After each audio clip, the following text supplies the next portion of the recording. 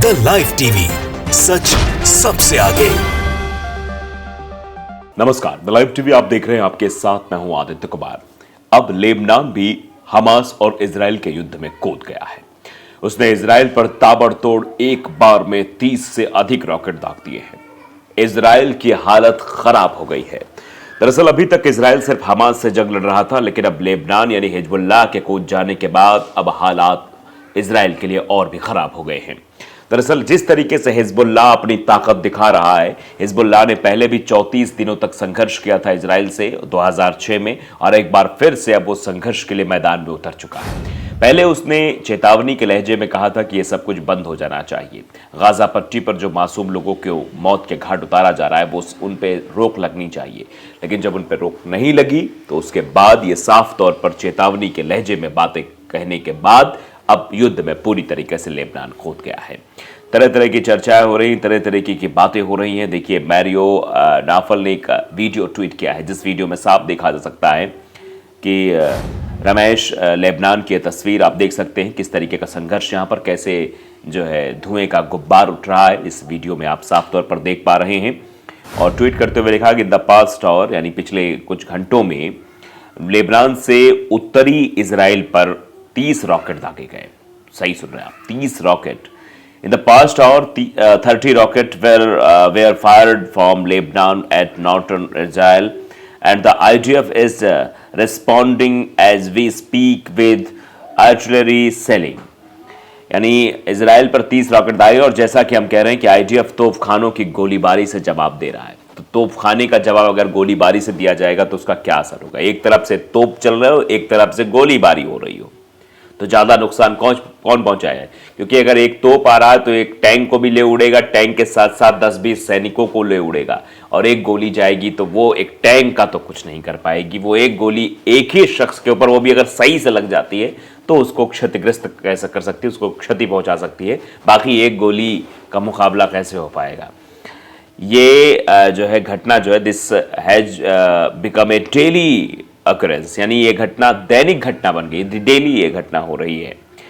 Lebanon has already been dragged into this war. Lebanon को पहले ही इस युद्ध में घसीटा जा चुका है, पहले ही इस युद्ध में अब लेबनान पूरी तरह से उतर चुका है।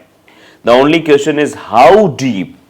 अब एक सवाल जो गूंज रहा है वो है कितना गहरा, हाउ डीप, कितना गहरा ये जख्म देने वाला है इजराइल को, ये सवाल सभी के जहन में। तो जिस तरीके से इजराइल पर लगातार अटैक हो रहे हैं, उससे मतलब सब स्थितियां बिल्कुल गड़बड़ होती चली जा रही हैं। आप देखिए, न्यूज़ 18 ने भी लिखा है कि Israel Hamas war, Lebanon border से हिजबुल्लाह का सबसे बड़ा अटैक, एक के बाद एक 20 रॉकेट दागे। Israel Hamas war, Lebanon border से हिजबुल्लाह का सबसे बड़ा अटैक, एक के बाद एक 20 रॉकेट दागे। Breaking news is coming from Lebanon. The news is that the Lebanon extremist organization Hezbollah has fired 20 rockets, one after the other at South Israel within a few minutes. Israel ये जो Lebanon है, Lebanon के चरमपंथी संगठन Hezbollah ने कुछ ही मिनटों के अंदर दक्षिण इजराइल पर एक के बाद एक 20 रॉकेट दागे हैं, जिससे हालत खराब हो गई इजराइल की। तो अब ये तनाव लगातार बढ़ता चला जा रहा है। हमास और इजराइल का युद्ध थमने का नाम नहीं ले रहा है। इसमें अब लेबनान यानी कि हिजबुल्लाह की भी एंट्री हो गई है, और हिजबुल्लाह अपनी पूरी ताकत भी यहां पर दिखाता हुआ नजर आ रहा है। इजराइल के लेबनान में एयर स्ट्राइक के बाद बढ़ा तनाव, हिजबुल्लाह ने कहा करते रहेंगे वार। फिलिस्तीनी अथॉरिटी के अध्यक्ष महमूद अब्बास अमेरिकी विदेश मंत्री एंटनी ब्लिंकन के साथ एक बैठक में तत्कालीन युद्ध विराम के अंतर्राष्ट्रीय आह्वान में शामिल हुए, जो कब्जे वाले वेस्ट बैंक की अघोषित यात्रा कर रहे थे। क्या कुछ हुआ इसमें, यह भी समझना जरूरी है। इजराइल और हमास का युद्ध सोमवार को 31वें दिन में प्रवेश कर गया था, वो आज 32वां दिन है। इस बीच इजराइल पर युद्ध विराम के लिए अंतर्राष्ट्रीय दबाव बढ़ गया।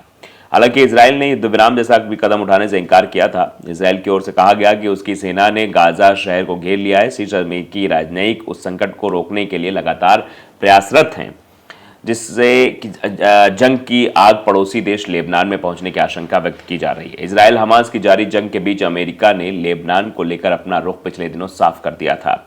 व्हाइट हाउस के प्रेस सचिव कैरिन जीन पियरे ने कुछ दिन पहले कहा था कि संयुक्त राज्य अमेरिका इजराइल हमास संघर्ष को लेबनान तक फैलने नहीं देखना चाहता, क्योंकि पता है अमेरिका को कि भी अगर लेबनान इस युद्ध में कूदेगा, हिजबुल्लाह कूदेगा, तो 2006 वाला हिजबुल्लाह नहीं है। वो हिजबुल्लाह काफी ताकतवर हो चुका है। 2006 में तो उसके पास में 14,000 मिसाइलें थी, इस वक्त उसके पास 1.5 लाख से भी ज्यादा मिसाइलें हैं। तो ऐसे में लेबनान की तरफ अगर युद्ध बढ़ेगा तो फिर नुकसान तो इजराइल को होगा, फिर अमेरिका भी शायद इतनी मदद नहीं कर पाएगा।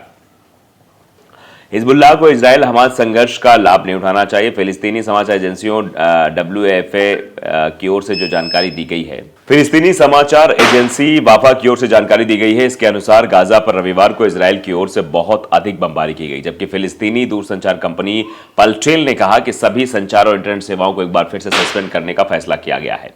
फिलिस्तीनी अथॉरिटी के अध्यक्ष महमूद अब्बास अमेरिकी विदेश मंत्री एंटनी ब्लिंकन के साथ एक बैठक में तत्काल युद्ध विराम के अंतर्राष्ट्रीय आह्वान में शामिल हुए, जो कब्जे वाले वेस्ट बैंक की अघोषित यात्रा कर रहे थे। लेकिन जब ब्लिंकन ने अमेरिका की ओर से चिंता जाहिर की कि युद्ध विराम से हमास को मदद मिल सकती, तो इजरायली प्रधानमंत्री बेंजामिन नेतन्याहू ने भी युद्ध विराम से इनकार कर दिया और कहा कि जब तक हमास द्वारा बंधक बनाए गए बंधकों को रिहा नहीं किया जाए तब तक कोई युद्ध विराम नहीं होगा।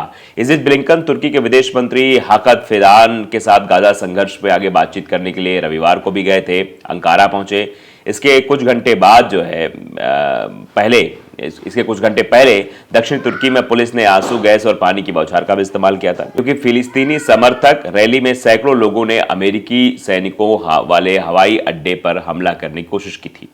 इस बीच इजरायल सेना के एक प्रवक्ता ने कहा कि इजरायली सेना ने गाजा के मुख्य शहर को घेर लिया है।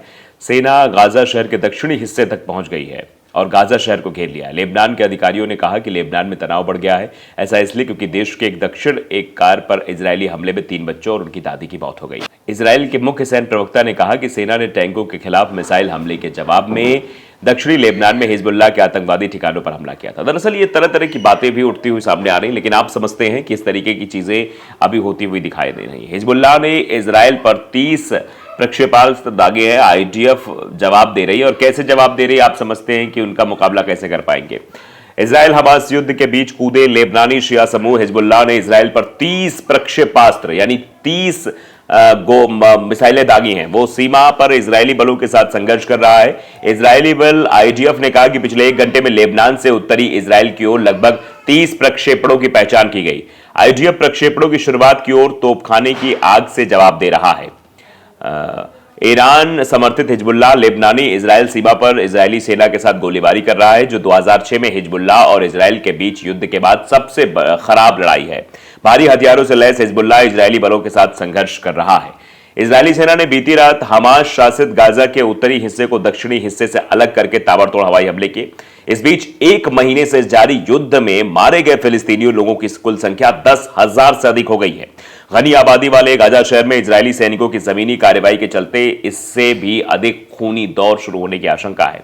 फिलिस्तीनियों ने 1 दिन पहले दक्षिण गाजा में हुए हमलों में मारे गए दर्जनों लोगों के समूह का अंतिम संस्कार भी किया है। इजरायली मीडिया ने कहा कि सैनिक जल्दी गाजा शहर में दाखिल हो सकते हैं और शहरी इलाकों में लड़ाई छिड़ने से मृतकों की संख्या भी बढ़ सकती है। तो जिस तरीके से लेबनान की तरफ से अटैक हो रहा है, उससे अब आप समझ सकते हैं एक बार में 30 अटैक हो रहे हैं। इससे इजरायल की हालत पस्त हो गई है, क्योंकि 2006 की याद आ गई है। 2006 में भी इजरायल को बहुत बड़ा धक्का लेबनान की ओर से दिया गया था, यानी हिजबुल्लाह की ओर से दिया गया था, और एक बार फिर से हिजबुल्लाह अब अटैकिंग मोड में आ गया है। द लाइव टीवी को अगर आपने सब्सक्राइब नहीं किया, जरूर करिए, बेल आइकन दबाइए ताकि सच खबर आप तक पहुंचे। नमस्कार। द लाइव टीवी, सच सबसे आगे।